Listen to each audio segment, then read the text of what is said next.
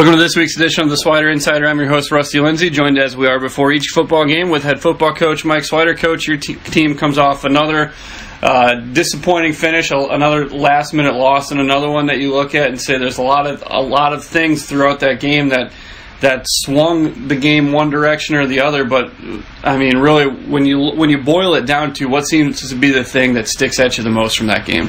Well, I think there's, obviously when you lose close games like we've had the last 2 weeks, small things become very significant. And when you win close games, they don't necessarily become as significant. You never evaluate and discriminate good and bad here nearly as with a fine-tooth comb as you do when you lose close games. And so, you look at it, a penalty, a couple critical penalties, a penalty, and we could have been off the field on 4th down, and we were offsides on a punt. They go on to score, give them a second shot. Ball punted, ball should be ours. We have the ball in our territory.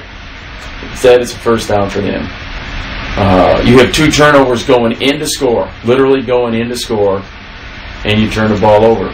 You snap the ball over your head on your own 5-yard line. Let's just look at those 3 things.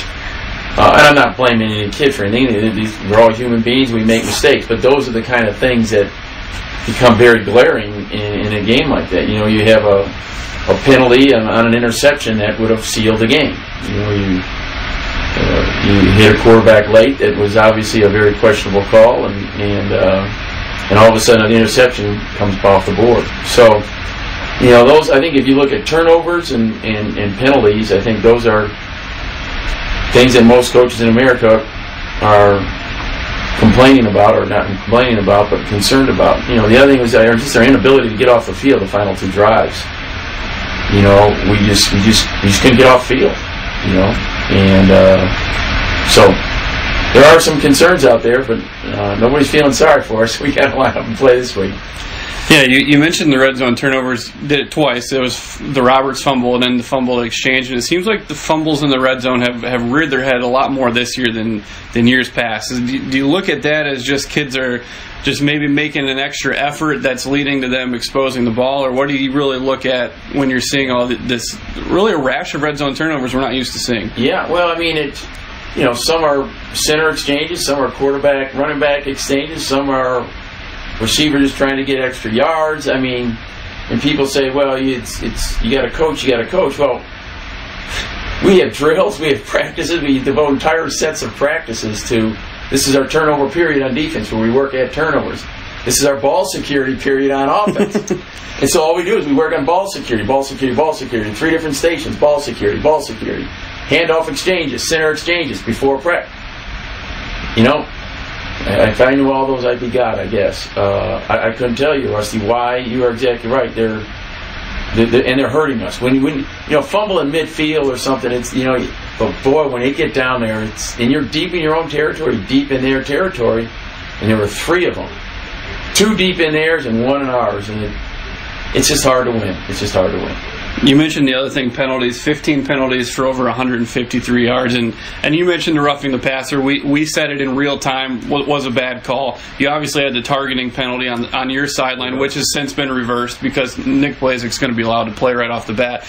But that's still 13 penalties for over 100 yards. When you look at the tape, what are you seeing that's causing these flags and really these penalties that hurt you for a lot of those drives in the first half? Yeah, well, I mean, if you look at them, the penalties I think that are the most frustrating, there's some of them, even of the 13 that are left, there's still some of theirs that you look back, and they're not penalties, but the ones that are, the biggest ones are, we had 3 or 4 block in the back, holding calls, with guys trying to extend runs. One was like on a punt return. We have a big punt return, and then there's a block in the back, and the kid's he's just playing hard. And, I think those are the hardest ones to correct, too, are the ones where it's a kid who's really trying to play hard. And a play's being extended. And it's not, if the play was over on a 10-yard, it's when a play is now extended over time. And you get locked up with somebody, or you block them in the back. And so those penalties are they're killing us. And you address them, you work on them, it's just hard to imagine. You're an offensive lineman, you get a holding call. I was telling somebody the other day, Milliken threw the ball. This is an amazing stat. I brought this up. I don't think people in the stands even knew. Milliken threw the ball 49 times. We got a pretty good defensive line. They didn't have one holding call put on them. I've been coaching 40 years, never even heard about that one. And I'm not sitting here crying spilt milk, but when you add all this stuff up, there's a level of frustration that's building that's become very hard to manage. You talk about guys making plays, and Phil Nichols is one of those guys. He had an explosive game, and it looked like the second half Jesse was really trying to get him the ball as much as he could, as he should. But when you have explosive guys in a returning game like Nichols, that can kind of add to, it makes it hard for his blockers ahead of him because he has such vision to extend and reverse course, and it kind of puts that. But he's so. Saturday night was a great example of what an explosive athlete he is. He's unbelievable. He really is. And like I said, we've had a ton of penalties. I shouldn't say a ton. We've had a lot of penalties on his punt returns and on his extended plays on offense. And what happens is it's exactly the same thing. It's a reverse field. You don't even know he's coming, and all of a sudden he's coming back your way. Or it's a punt return, and it's just easy to condemn kids and call them undisciplined and whatever. When at the same time, as you mentioned so articulately, it's a young man who's just extending plays all over the field. And we just continue to work at it, do the best we can. When you see him have a game like that, where every time he touches the ball, even the one time he made the sliding catch on a punt return just to save the hidden yardage, and does that kind of force you to look at your offensive game plan and say, we need to get him maybe 10 touches in the offense, or find a way to get him more involved? Yeah, that's why he's returning punts, and now he's returning kickoffs. There's some extra touches right there as well. And so, at the same time, you can beat a kid up like that too. So you gotta be careful, but there's no question. He is really coming into his own, and there'll be an increased effort to get him the ball. We kind of marvel at his ability to always catch the ball no matter where he's at. And we talk hidden yards all the time. Just being able to catch the ball on the punt. That sliding catch is an example. He reminds you a little bit, the similarities are there between him and Pete, and just the ability to stay calm in traffic and just see the whole field on the returns. Yeah, it really is. His ability just to focus on a ball. And he has I shouldn't say awkward, but he has a unique. He catches the ball he doesn't catch like a normal punt returner, just cradle the thing in there. He catches the ball like he's a wide receiver.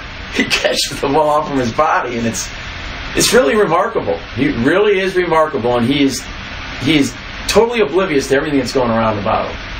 And it's just him and the ball. And yeah, that's a young kid too, only a sophomore. It excites you for how he's going to continue to grow. One of the other things you talk about growth, your team gets down with 9 minutes left, and you guys just come out and methodically drive the field and milk the clock. A very mature drive from your offense in the face of adversity. What did you see in that drive, really, that seemed like the offense just never panicked, just stayed with the course? And that's probably as animated and as involved as we've seen Shola in a drive in maybe his career. It just felt like he was demanding the ball every time. No, there's no question. The other thing, I think, we had to play a new quarterback this year, and Curtis, I think, is the other guy that you're starting to see his arm strength show up. The kid, he can throw the ball, he can spin it, and you're starting to see that arm strength show up, and you're starting to see him. He's a senior, but he's never played before, and he didn't even dress up last year because of injury. So I think that's the other thing that drive started to show you, a little bit of his maturity and him sort of coming into his own as a quarterback. Yeah, that actually took me to my next question. Was Curtis? He had 3 touchdown passes in the first half, really drilled in a couple of those, and just his ability, it seemed like in the second half when nothing was there, just to get the 10-yard scramble. And that wasn't forced, but just that little bit of ability seemed like it was enough to start holding linebackers and force the coverage to be a little bit truer. He does. He scrambles better than people think. Because you think of Bowers these last few years, and he's not that, but he's a young man that can create extra yardage. And the thing is, he's got a real strong arm. He's got big hands to be able to shook his hand. You turn the page now, and you come off 2 disappointing losses coming in the last minute. How do you kind of refocus your group and get them to say, hey, we've got another big one, and North Central, out of it, especially North Central, is not going to have any pity for your last 2 weeks? No. Well, it's the bell. That's what we've done all week. you lose two like that, and some of your dreams they start to fade a little bit, and so you got to create some momentum and regenerate some momentum. And so we've really concentrated on the rivalry and a healthy rivalry for a trophy. There's a lot of Division III schools that play people every week, and there's no rivalry with a trophy or anything. And this is an intense rivalry that spans over a lot of years here. There's a trophy that's being passed back and forth, and so that's been the focus. That's how we try to recenter ourselves and say, hey, let's get this bell back and let's bring the thing back to Wheaton and win this rivalry. How much does the memory of 2008, where you guys had essentially told guys to turn the equipment in, and all of a sudden you find out you're in the tournament, how much does the memory of that kind of say, hey, this thing may not be done yet? There's a whole lot of weird things that can happen in the last 4 weeks. We've mentioned 2008 already. The old coach has done that, and so that's been out there, and then you get in, you slip in, and then you win 3 games, right. You play 4 extra games, you lose in the semi. So that has been brought to their attention as well as the bell has. You look at this North Central team, obviously as talented at quarterback as anybody in the country. Your defense seems like the last 6 quarters of the 2 games last year really seemed to bother him. What do you take from those games that were most effective in bringing to this one? Yeah, I think pressure is, the kid is a very good quarterback, no doubt about it. Throws the ball well, he's got a very strong arm, can make all the throws on the field. And so he's good. And the thing is, what you gotta try to do is you got to bring pressure up in his face. Sometimes you try to come off the edge, and like the kid last week, you just don't let the guy get outside and contain and stuff. And this is a guy that likes to stay in the pocket, step up in the pocket, and just keep climbing. And so, if you look at last year, I mean, we forced him to step up in the pocket into pressure, and I think it's going to be important. How big is it looking at that playoff game where the first game you kind of struggled to get home to him? You got a little bit of pressure in the second half but couldn't quite get home. Just the first 5 sacks before halftime, 6 sacks total in that game. How big is that in your ability to see how you can really effectively get to him when you actually get home with the quarterback? Yeah, I mean, there's confidence that our players have because a lot of those kids were the same kids, and so many times you can talk about, well, you guys last year you did this, and this, and I said, well, those aren't the same players anymore. But that's the thing, you bring that up, and it's the same guys. So there's no question there's a level of confidence in their ability to pressure him. This seems like a little bit of a retooled North Central offense. As that last year they kind of tended to throw the ball all over the place and struggled to run the ball at times. It looks like just by their scores, they're trying to get Brunig more involved. They've shuffled the offensive line. Looks like they've kind of rededicated themselves to being a little bit more physical, which could be a big factor given the forecast for Saturday night. Well, the running back's good. I mean, he's always been good. But the thing why I think another reason, any good coach, and Coach Thorne is a good coach, is they lost some receivers. Now, not to say the receivers aren't any good. They're good, but they lost some big name kids, right. and so you add up your touches, and number 25, that tailback, he's got something going, and so you run with your big dog, and he's good, and there's no question he's going to touch the ball 20 or 25 times. I mean, we got to be ready for that. And they've kind of had the emergence of a second running back too, a little bit of a bruiser that's going to finish things along the goal line. How do you prepare your defense for maybe different looks when he's in the game? Yeah, I mean, there's no question. The other kid he's a down to down back, and the other kid's more of a short yardage type kid, and so the only thing when you put him in, you can expect certain things. It's the other kid, you got to defend everything. When that kid comes in the game, you know that they're trying to do just a few things. So what helps you a little bit is the playbook gets narrowed. You look at them on the other side of the ball, their defense returns quite a lot of talent too, maybe as good as any D-line you'll face this year with 3 returning all-conference defensive linemen. How do you kind of look at the areas where they're a little bit different from last year defensively? Well, I think the biggest thing for us is, and I think it's really critical, is you got to run the football, man, and we have to be able to run the football, and it's what we do best. We got a great back, and we got a second quarterback we can bring in to do it, and so the ability to do that is something that regardless of who we play, you got to sort of stay with your identity, and so obviously the forecast lends itself to it as well. But we got to run the ball, Rusty. Yeah, when you look at the forecast, you guys have a little bit of experience with that Elmhurst game a couple years ago. But this could be a game that looks a lot like a monsoon for a lot of this, and we could see maybe some thunderstorms cause some delays. How do you kind of prepare your guys for a game where this could turn into a hurry up and wait scenario? Yeah, I don't know how you prepare them. I mean, what do you tell them? It's going to rain, be ready. You do. I think the biggest thing is you prepare them for not so much the rain as it is the having to come out, re-warm up. Just say, this could happen and we got to be ready to manage that well. But we practiced this week. We stayed out. 2 days it rained. Tuesday it rained hard. I should say hard, but continually. And we stayed out the entire time practicing it, knowing it could happen again. So we did the best we could to prepare for the weather by not coming indoors. Do you look as you get closer to kickoff, where the radar says, hey, we might have 20 minutes before a delay, and you put an urgency on, hey, let's get the lead before this first break? Is there any of that goes into it? Oh, there's no question that, it's, when the rain's coming and when it's going to be dry, or affects how you're going to, whether you want the ball to start with, whether you don't want the ball, and so on and so forth. So we'll see. I mean, it's hard to say. From what I've been told, and I'm not a computer guy, but what I've been told is the rain's going to be early rather than late, at least the heavy rain. So I don't know, Rusty. You might know more than I do. You look at this game, just the magnitude of this game every year, and you play it this year under the lights. It feels more like a feature game when you're under the lights. Do you feel like this is a game that could benefit from being a night game every year? Absolutely, no question about it. I think that because of the community. See, both teams are local communities, and I think you're going to draw. Those local communities will come out on a Saturday afternoon at 1 o'clock. They're running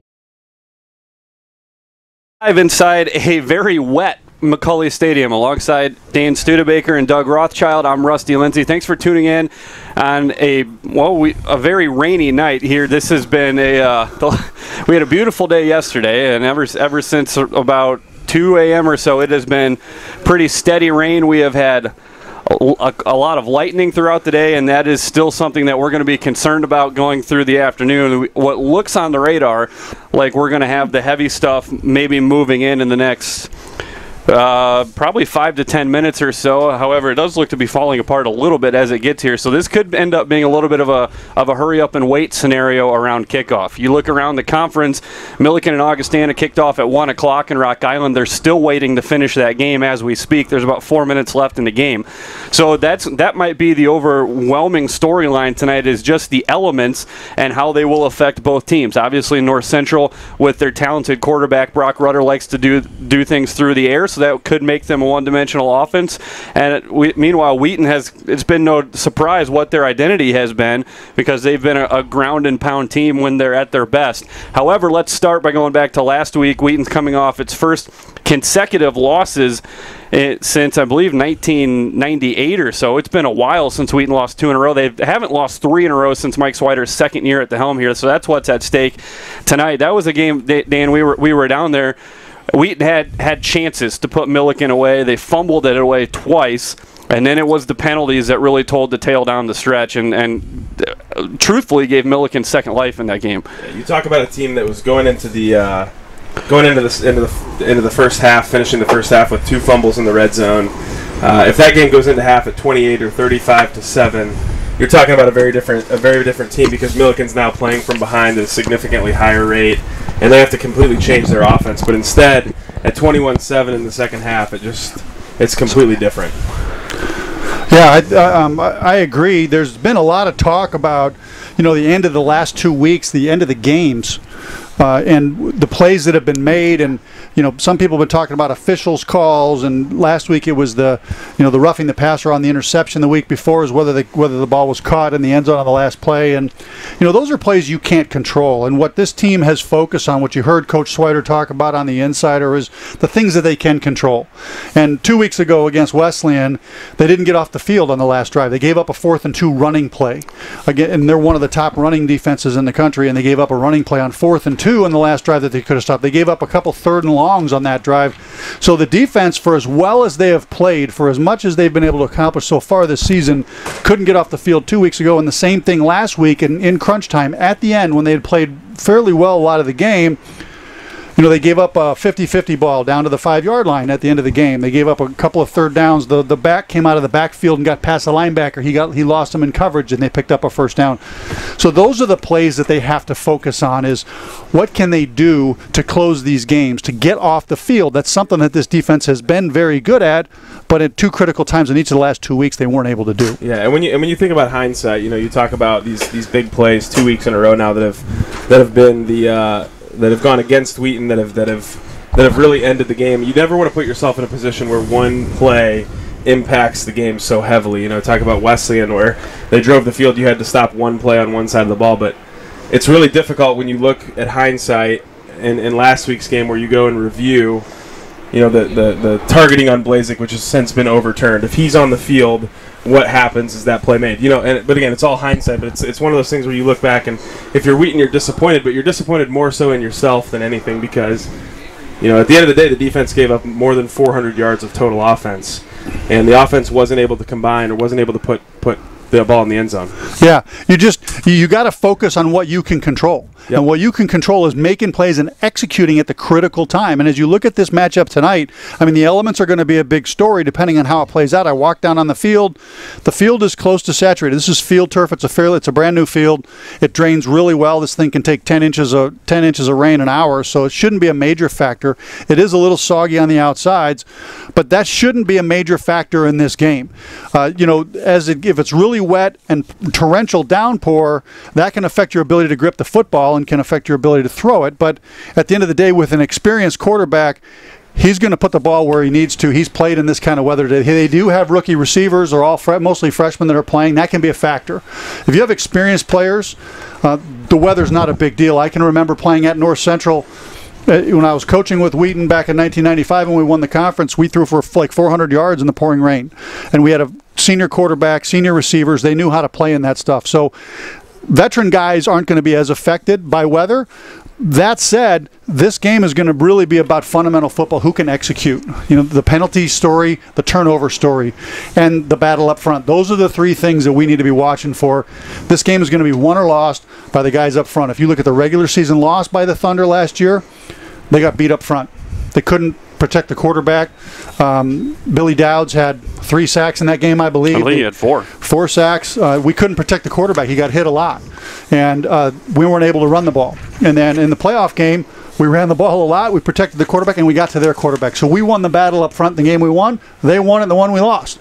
And I don't think tonight's going to be any different. Yeah, I completely agree. I think there's, in the playoff game last year, the offensive line had sort of settled itself out. In the middle of the season, it was a little bit unsure about what the personnel looked like, but towards the end of the year, you had the guys in there that you wanted. And Wheaton just whipped North Central up front and completely dominated them at the point of attack. And Billy Dowds, who had 4 sacks, as you mentioned, in the regular season game, was almost completely neutralized, made almost no plays on the quarterback. So it was pretty significant difference. And now it's just going to be up to Wheaton. The story of today's game is you've got a North Central team that's ranked number 4 in the country, who's undefeated, against Wheaton, who's now 2 losses in a row, potentially 3 for the first time since 1997, as we looked up. That's significant. If you're Wheaton now, you're playing for your postseason. You have to win every single game, and you have to have a lot go right for the remainder of the season for you to even have an opportunity to go to the postseason. So you have a team that's fighting for its life, and one who wants to win the conference championship outright and go 10-0 again. So very different teams that just have to come out and play. There's also the matter of the little brass bell, which adds a little more incentive to this, right, Rusty? Absolutely, and you like you were talking about with the playoffs, you heard Coach Swider mention it in the Insider that this is a team that in recent history has backdoored its way into the playoffs, and it's been their most successful playoff run in program history. So it's easy to say with 2 losses that the door might be shut there, but you had Platteville taking a second loss today. The WIAC's going to continue to beat itself up down the stretch. That this 8-2 might still do the trick, especially with a win over North Central. As we kind of monitor the weather, Nate Stein is down on the sideline, and he's just wearing it for us. This is the definition of taking one for the team tonight. So, Nate, it looks like the heavy stuff's kind of starting to show up as we're seeing the rain come again. What's the feeling on the sideline, and how are things kind of unfolding here with an expectation that we might start and stop? I think everybody just understands that that's definitely a possibility, that we're going to be going and stopping throughout this game.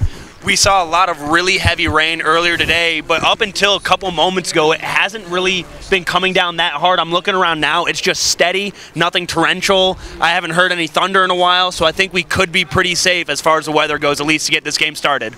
Nate, what's been the feeling with the team this week? Like we've been talking about, you're coming off consecutive losses for the first time in almost 2 decades. I mean, this is a team that it's easy to say could fold the tents and go home, but with a rivalry on the line and a trophy on the line, this could be also a team that comes out with a whole lot of frustration to unleash.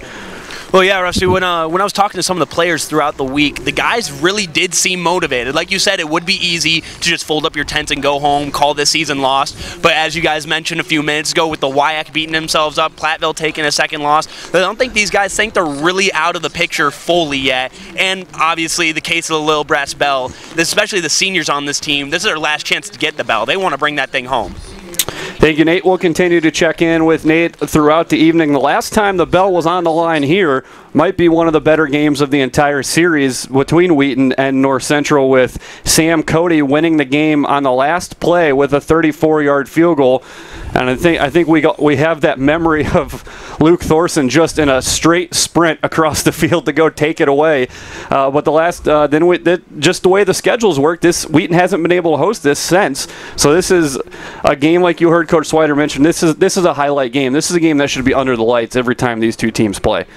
Oh, absolutely, and it has been the last couple of years. And North Central obviously has a great facility with great lights, and this is an epic game. It's the battle for the Little Brass Bell. It's the battle for the CCIW title in most years, and has been certainly in the Thorne era. Certainly Jeff Thorne and his father John, they've brought around an excellence that wasn't there for many, many years going back. I mean, if you think about it, I was a freshman here in 1983, freshman football player, and the Little Brass Bell was a trophy that sat outside the coach's office and nobody really knew what it was, and we beat North Central quite handily the 4 years that I was here.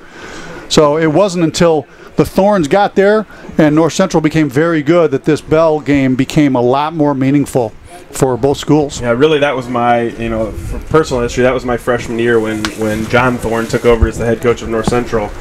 And since then, really, you had guys like Cam Kniss, who's being inducted in the Hall of Fame this year, who's kind of like the Brock Rudder of my generation. But that's when it really, like, you look at the history of the Little Brass Bell, and to Doug's point, I mean, it's like historically heavily skewed in Wheaton's favor, but in recent years, I mean, it's like 50-50. I mean, it's gone back and forth between here and Naperville, and who the to the story of the Little Brass Bell, who the county seat of the DuPage County is between Wheaton and Naperville. Yeah, you look at the last decade of this rivalry, really the golden age of this trophy game, because you've had, ever since these two teams started meeting in 1900, you've just had wild streaks where one program is wildly better than the other. I mean, when this series started, North Central won, I believe, 20 of the first 21 or 22 times that these teams met.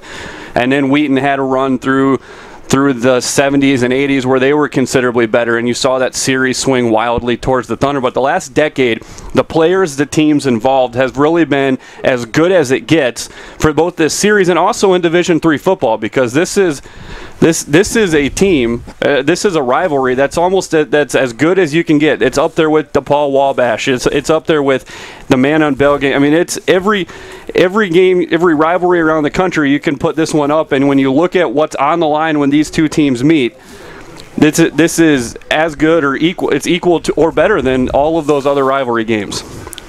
Yeah, there's no doubt. This is a huge game by any standard, certainly for both teams this season. North Central is trying to maintain its undefeated season. Illinois Wesleyan is obviously rooting for the Thunder tonight. With sitting out there with one loss, they would love to get a share of the conference title. Now, if they both finish 9-1, obviously North Central wins the conference or wins the automatic bid to the playoffs by virtue of the head-to-head. But there is no ties in the CCI, or there's no breaking of ties for the title. They would be co-champions. So, this is a huge game for both sides. If you look at North Central, they've been playing extremely well, particularly the last few weeks. So, Wheaton won the toss, and they will defer, and North Central will be on offense first. Cardinals unveiling a new helmet to go with their all-white uniforms tonight. That white hat with a white NC logo outlined in red. Right now, we'll break for the national anthem.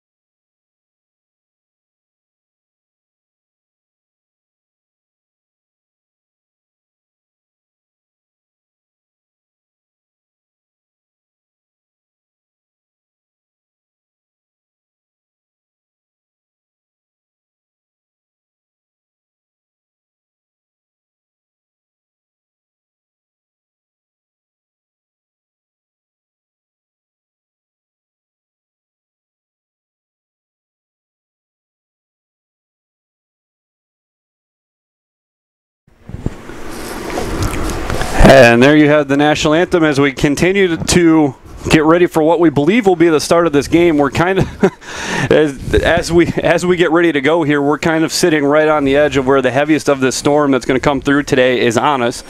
So we're going to be in a wait and see. The ThorGuard system is showing yellow, so it's possible that it could go off soon. That's kind of the precursor to it actually going off. So if we do, we'll have a delay until we get the all clear from the ThorGuard system, and we will just deal with it. It's a little, I mean, we've seen it before. We saw it, I believe, against Carthage a few years back, a game that Wheaton came back late after a lightning delay. We saw a lightning delay on homecoming actually a couple years ago with Augustana, so it's nothing new to the Thunder. Yeah, no question. And these teams are ready to play. This isn't a game where you have to do a lot of hype for both sides during the week. These guys know how important this is. It's Bell Week. It's your arch rival. You're going to be up for this game. So, we're ready to play. As you look at the matchups here, you've got, in spite of, and the weather and how it will play, in spite of the notion that North Central throws the ball a lot, they are still ultimately, via the stats, a 60-40 run team. And they always have been. Last year, the year before, they like to run the football. They run it out of a spread set, so it looks like they're always in a passing formation. They have multiple receivers. They've suffered this year. Ryan Kuhl, who's probably one of the best receivers in the conference, went down versus Milliken, is out for the season, will not play tonight. That's a senior wide receiver who was one of their leading receivers last year, not back. So their leading receiver is a freshman this year. So Brock Rutter is going to be leaning on freshman receivers. He does have Austin Brunig in the backfield, who's one of the better running backs in the conference. Austin Brunig is a senior. He's been all conference the last 2 years. He's averaging just about 5 yards a carry. Their offense on the running side is a lot better than it was last year. They have a veteran offensive line. This is a prolific offense, but the notion that they're a passing team is not really what they're trying to do. They're trying to run the ball 60% of the time, but when they throw it 40% of the time, Brock Rutter has been extremely efficient. He completes 65% of his passes. He's thrown 9 touchdowns on just 2 interceptions. He's averaging almost 270 yards a game. Yeah, I mean, he's going to be one of the best players in the entire country, and with a guy who's got sophomore eligibility as an Indiana State transfer. I mean, he's a guy, when he has the ball in his hands, he can throw it surgically and put it right where he wants it, as you mentioned. So it doesn't take a great receiver for a guy like Brock Rutter to make them look good. So it's going to be on Wheaton's, it plays to Wheaton's strength again this year, because their strength is on their defensive line, although it's a bit depleted. They're just going to have to make sure that they get on number 9 and make sure they make him uncomfortable in the pocket all night. This game's going to start on time. Wheaton kicking off. Bo sends it into the end zone. The Cardinals will bring it out across the 10, 15, across the 20 now, and tied up and pushed out short of the 25 is Zane Lodico. And we're going to hear Lodico's name a few times because he's actually their punter too. So they've just got a very athletic group of specialists. And that includes Lodico, who's been on kick return for the last couple weeks. So now we will see Brock Rutter and the Cardinal offense for the first time wearing the all-whites. Joe Fairley, Shermore Clark, Alec Likar, Dalton Ness, and Colton Buchnick on the offensive line. Fairley and Likar were all conference a year ago. As we get jet motion across from Kaminsky, he's been the biggest numbers out of this freshman group of receivers. Handoff to Brunig on first down, and he's going to get upended at the spot of the rush. And it's great to see number 54 come out of that pile. Dallas McCray, after that scary injury against Illinois Wesleyan, is back and ready to go, and he makes the play along with Kennedy on first down. That's a big deal to have Dallas back in the lineup. He was lost in the first half of that Wesleyan game. Big impact, because he is an impact player on the interior of this defense. So 2nd and 10 here for the Cardinals. Trips to the left side for Rutter, who play fakes, looking. Pressure comes in his face. He's going to deliver to Kaminsky on the flare route. He's got a first down and more across the 40, and he will be sent head over heels by Kyle Fox, but the Cardinals move the chains for a first down. And the Thunder defense are going to switch things up. They've had, as you can see, number 14, Kyle Fox, just mentioned, he's been playing corner the last couple weeks. He's going to spend some time back at safety, and you'll see Robbie Schwartz in there at the corner spot, the sophomore corner out of Vegas. They move the trips to the right side. Brunig on the right hip. He will take the handoff on first down, plunging into the line, keeps the legs going, breaks the 45-yard line to the 46. And for Thunder fans, when it comes to Austin Brunig, the career number is eerily similar to those of number 23 for the Thunder, Shola Olateju. That's coming into action tonight. Brunig with 25-12 career yards. Shola's got 25-40. These are two guys that have been 3-year starters and prolific performers. Now they bring in an offensive lineman to play fullback here on offense, and when they do, this is Nathan Gray, the freshman. You'll see him as an up back. Usually when they line him up over the guard, outside the guard, they're running outside zone. When they line up over the guard, they're usually running some sort of power. Right now he's lined up right behind the guard, and I believe that's the Thor guard. Actually, no, North Central's going to call a timeout. They took too long getting into formation there. It looked like Kamensky, who was the odd man out there. So an early timeout, just a minute and 47 seconds into this game. If you look at the skill players as North Central will come back out. Freshman Joshua Ruiz, a wide receiver. Junior Corey Hartema, who was actually a starter a couple years ago, and just the overall depth of the wide receivers last year kind of got pushed down the pecking order. And Andrew Kaminsky, you'll see him. You'll also see Michael Svikas and Jalen Dennis quite a bit. The tight end will be Alex Rose, and Brunig is one of a couple running backs you see. And now they will flip Gray to the left side. Now he motions right back where he was on the right hip of the guard. This will be Brunig up the middle, has a hole across midfield, good for a first down to the Wheaton 47-yard line. Now, one of the things about this offensive line for North Central, they're a veteran group, except for the left guard, Clark Sharmore, who Coach Thorne is very high on. He's been fantastic so far this season.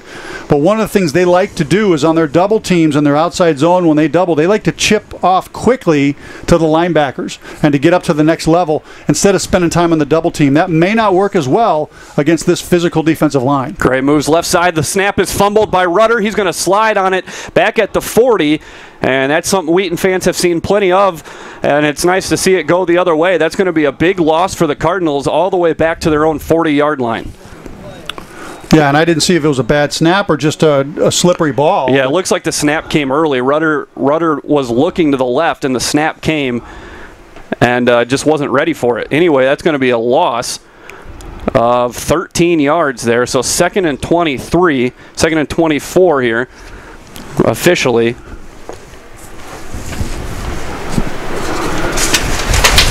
Four wide receivers now split 2 by 2. Ball in the left hash as Kamensky goes in motion, setting up a trip set to the right side. Rudder steps back on 3, pockets collapsing. It's a screen. They get it to Bruning out to the near side. They have it set up, and he's brought down from behind by Dallas McCray, who tracks down the running back right at midfield. That's a good play call, and that's something that they're going to use a lot. Austin Brunig is a shifty little runner, and this is an aggressive pass rush, one of the leading pass rushes in the country. They're going to try to get these guys upfield, sneak that running back in behind it, and dump them off with linemen ahead of them. This offensive line for North Central is athletic and experienced, led by the senior Joe Fairley at left tackle. Big third down here. It's 3rd and about 14 here for the Cardinals, and they are having some problems getting the play signaled in. Play clock's already down at 8. Brunig's at the line. Play clock at 5 now as he steps back to the right hip of Rudder. Wheaton's going to bring pressure. Rudder bails deep in the pocket across the middle. It's complete. Kaminsky breaks out of a tackle, room to run. 30, 25, one man to beat. It's Marcus Smith, who he runs over and is sent out of bounds. So Wheaton just gets burned in man coverage, but Rudder does a nice job of buying the time he needs to get that man open. And in talking to Pete Ittersagen and some of the defensive coaches before the game, Wheaton's game plan was to gamble a little bit with pressure and try to keep Rudder from getting into a rhythm. And there he caught him in it, and he burned him on it on an underneath route. They had a little rub going. The receiver comes underneath. Kaminsky's their leading receiver, and he had room to run. And that's the gamble when you bring pressure. If you don't get to them and they complete the ball on those kind of crossing routes, you can end up with a big play. Big gain into the red zone here for the Cardinals on the opening possession. Hartema motions right to left. They've got 2 stacked on the left side. Rudder looking to his left, now moves Brunig to his right hip, and that's going to be a delay of game. Or did he get the timeout called in time? It looks like they're going to award the timeout. So North Central uses their 2nd timeout of the drive here with 10:31 left in the first quarter. Yeah, and that's a big deal. They have to be able to run their operation. It's not like it's the first game of the season. You're talking about week 7 here, so you got to be able to get the snap off, especially in a situation like that. You can't use 2 timeouts in the first drive. That's a big impact there for North Central, but it is also a crucial time. You don't want to, in the red zone, take a 5-yard penalty. Those kind of mistakes are what turn 7 points into potentially just 3. We saw it last week, Milliken using all 3 of their timeouts in the first quarter, or at least early in the half, where they had nothing left down the stretch, and it might have cost them a chance at points there on the last drive of that half. So we'll see if this one will end up hurting North Central as we move forward. Well, the other thing you saw early in that playoff game was pressure from the defensive line. The guys got to Rudder early in that game, and they haven't been able to get there so far in this game. So, again, this is going to be a game won or lost in the trenches. So far in this first drive, North Central's O-line is doing well. Trips to the left here for Rudder on 1st and 10 from the Thunder 14. Reads Brunig, and Brunig's got nowhere to run. McCray blowing that up at the spot of attack along with O'Connell. They're going to give him the yards after they let him go back to close to the line of scrimmage, and they had him tackled for a loss of 3. 2nd and 11 here after the first down loss. North Central struggling to run it out of this conventional set here on the opening drive. They will check in another lineman, so 6 linemen on the line here as motion across from Hardema. Rudder looking to his left into the slot, has it completed. And this is going to be close to a first down for Kaminsky. Looks like he has enough. Yeah, they're going to give it to him. That's going to be 1st and goal at the 5. And again, no pressure on Rudder so far. So if he's going to be able to sit back there and throw the football, this is going to be a tough night because he's just too good to give him time. Yeah, this looks more like the start of the first meeting between these two teams last year as opposed to the second where Wheaton got to Rudder early.